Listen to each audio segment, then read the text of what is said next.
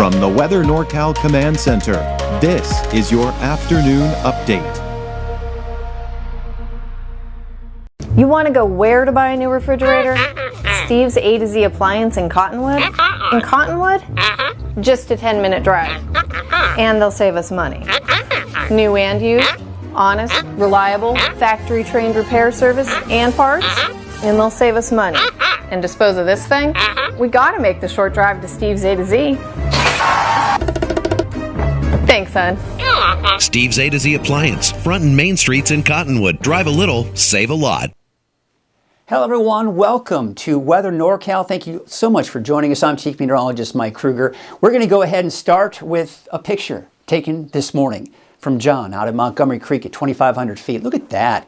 Beautiful picture. Of course, you can see the snow coming down, the flag off in the distance here. Not a ton of snow up there, 2,500 feet, but certainly some snow nonetheless. Hey, if you want to share your photo like John did, all you have to do is share it from the free Weather NorCal app. Search for Weather NorCal in your app store, and you'll be rocking that Weather NorCal app. By the way, be sure to include your location if you're dealing with snow, the elevation, just all the pertinent information regarding your storm photo. I want to see them and I want to share them here on Weather NorCal. All right, so here's what I'm tracking, and we've got the potential for mudslides, debris flows, some flooding out there as well.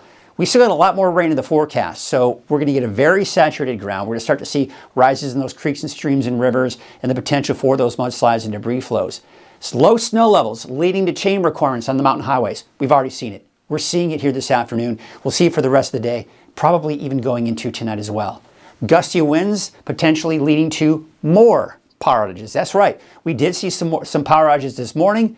We could be looking at more as we go through the rest of the afternoon and even tonight with those gusty winds that we're seeing. We take a look at the rainfall totals last 24 hours. Look at the valley, over an inch, 1.5 in Chico, 1.25 out in Redding, 1.31 in Crescent City. There was snow in Mount Shasta. There was some snow reported out in the Bernie area as well. So some pretty decent rainfall totals, although not much out towards the east. And that was pretty much expected, just not seeing much over there. We take a look at the chain requirements out there, and yeah, I mean, they're all over the place. Closures on I-5. There have been closures reported on Highway 299, 44.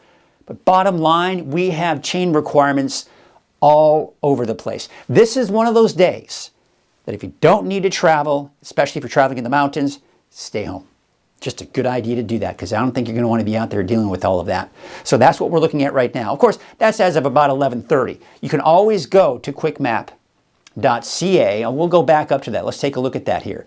Go to quickmap.dot.ca.gov. That's where you can get the latest with all of these chain requirements, where the closures are, the works. Take a look at some of the cameras, again, as of about 11:30. There's the backup because it's closed at I-5 at the Fondale exit. So you're not really going to see much traffic on I-5, are you? Especially because it's closed out there, right? There's Dunsmuir. Dunsmuir's still getting that snow. This is Mount Shasta. Look at this. Is that a big rig that jackknifed? I mean, this is just a mess up there. There's Snowman Summit. Looks typical, right? A lot of snow out there. And we take you out to Black Butte. This is still on I-5, Black Butte Summit. This is out in the Weed area. Yeah, look at all that white stuff up there on the ground there, and even on the roadway as well. This is up north out towards Wairika. Looks like we're looking at better conditions there. There was some snow in Anderson Grade earlier, but looks like North Hill still seeing some snow up there. Conditions look to be improving a little bit up to the north as you get closer to Oregon. All right, now we take it to Highway 299 West. This is Oregon Mountain. Look at the snow there. Looks like Berry Summit's still looking good. Unfortunately, we're not getting anything from Buckhorn Summit, but there was some there earlier. There are chain requirements. We're looking at 299 East, Hatchet Mountain. Big rig on the side of the road there. There you can see Highway 299 at 89. Cedar Pass. Cedar Pass actually looking a little bit better. Haven't seen much snow up there, at least in the last 12 hours or so. Shingletown looking a lot better than this morning. There's the north entrance at Lassen Park. So kind of interesting seeing all these photos here. This is what it looks like on Highway 36. This is near Chester, just outside of Chester. So Chester's seeing that snow. There's Fredonia Summit. I mean, just a mess up there as well. Hey, by the way, you want to check out the latest, really cool one-stop shop for you. Go to weathernorcal.com. You scroll down and you'll see this image right here. Click there. What it will do is it'll take you to the Caltrans webpage, or a Caltrans, a webpage that I made on Weather NorCal that is dedicated to Caltrans. So you can get a quick link to the latest road conditions, but also I've taken a lot of the cameras and I've put them in one location for you to just very quickly glance through some of the more popular cameras so you can really get a good idea what the conditions look like where you might be going. So check that out, weathernorcal.com, and click on that road condition section, and I think you'll find it quite convenient. All right, and you can also, by the way, get that from your app. Go to the app, click on road conditions, you got the same thing. All right, there's your neighborhood at a glance here for the rest of the day today. Windy, snow levels around 4,000 feet. We're going to start to see those snow levels begin to slowly climb. We're starting to see that here this afternoon. There's the big area of low pressure right here, colder air wrapping around it. There's that moisture heading right into Northern California, and that's going to be the case here for the next couple of days. Let's take a look at Futurecast here. We're going to take you through the rest of the afternoon. There's 5 o'clock. Not much change, right? We're still seeing snow in the mountains. We're still seeing that rain. It's going to be heavy at times. Otherwise, just some light, moderate rainfall or moderate rainfall. But look at this. By tomorrow morning, I've got snow levels closer to 5,000 to 6,000 feet. So the snow levels are rising because what's happening is all this moisture coming from the southwest, it's a warmer air mass. So eventually it's mixing out that colder air that's trapped, and we start seeing those snow levels rise. So a lot of the places that have been seeing snow are now going to see rain. And of course, that will continue to be the case here as we go into Thursday. There's the noon hour. We're seeing less snow now because, again, snow levels are fairly high, but still that constant stream of moisture coming in. A little less, though, out towards the north coast, but that changes. It actually retrogrades back to the north and west as we go into Thursday afternoon. And now the coast seeing more rainfall, but still more rainfall for everybody else. Once again, snow levels continue to climb. Now we're at 7,000 to 8,000 feet with that snow level. So much warmer air mass is in place here at this point. Now, 6 a.m. on Friday, we're kind of getting into the back edge of this flow. Now, we're still seeing that heavy rainfall off to the east. Look at this. Even as we go into noon, still some very heavy rainfall down to the south and east, but scattered showers, possible thunderstorms for pretty much everyone else. We're still seeing snow levels fairly high, 7,000 to 8,000 feet. There's Friday at 5 p.m., scattered showers. Now we're seeing that atmospheric river shift to our south. We're no longer being influenced. Our weather is no longer being influenced by the atmospheric river. Now it's just cool and unstable air moving in, typical storms kind of passing through.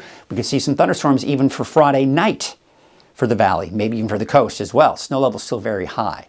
All right, so we have the flood watch. You saw how much rain. I mean, it's just going to be that steady flow of rain coming in the rest of the day. Today, tomorrow, Friday, more showers as well. That's why there's a flood watch through Saturday. And we've got potential for mudslides, debris flows, rises in the creeks and streams, rivers. Now, forecast rainfall totals, it's doing better again. Remember, it was showing like, I don't know, 9.5 inches for Chico. Now it's back down to 6.3. Keeps going back and forth. This is a more realistic look, I think, at the numbers that we will see for many parts of the valley. I think upwards of around 5, 6, 7 inches of rain, a little less than that as you start heading south, some of these rain-shadowed areas. Less off to the north and east as we typically see, and not even as much for the coast because, again, we saw that thin band or that narrow band of moisture heading over Northern California. There were at times the north coast was out of that band, seeing much less rain, and then eventually that band came over and saw heavier rainfall. But yeah, 2.5 inches on average for parts of the coast here. All right, let's change gears. Let's talk about snow now. We got a winter storm warning for the areas in pink. That's until 10 o'clock tonight. This is until 4 o'clock this afternoon off to the east here for that winter weather advisory. All right, we're going to probably see another 4 to 8 inches of snow on top of what Mount Shasta has already seen. I haven't got any numbers yet. If you live in Mount Shasta, do me a favor, Facebook or email me, whatever. I'd like to know what your totals are up there in Mount Shasta. Very interesting.